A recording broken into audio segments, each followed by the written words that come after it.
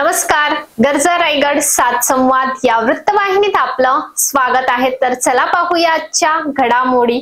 पालक मार्गदर्शन सत्र, लहान मुलांचे संगोपन शिबिर संपन्न।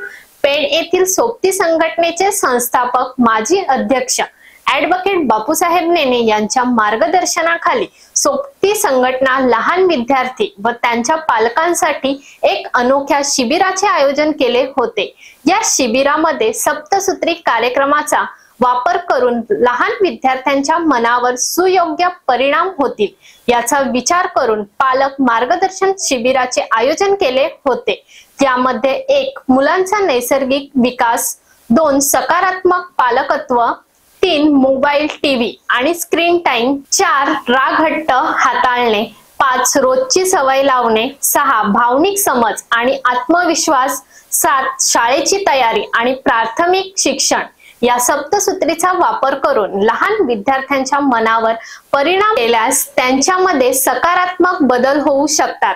अशा प्रकारचे मार्गदर्शन डॉक्टर तुषार पाटील, मानसोपचार तज्ञ यांनी केले व काही त्यासाठी प्रात्यक्षिक देखील दाखवण्यात आली।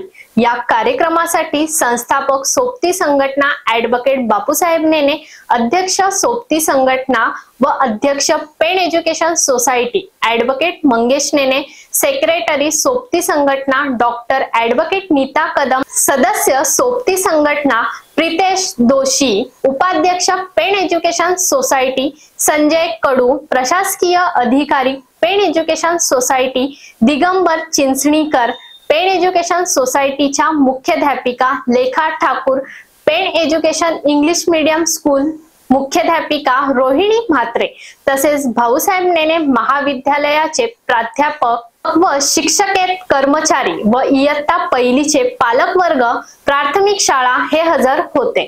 तर अशाच अनेक ताज्या घडामोडी पाहण्यासाठी गरजा रायगड 7 संवाद या वृत्तवाहिनीला सबस्क्राइब करून बेल आयकॉन वरती क्लिक करा।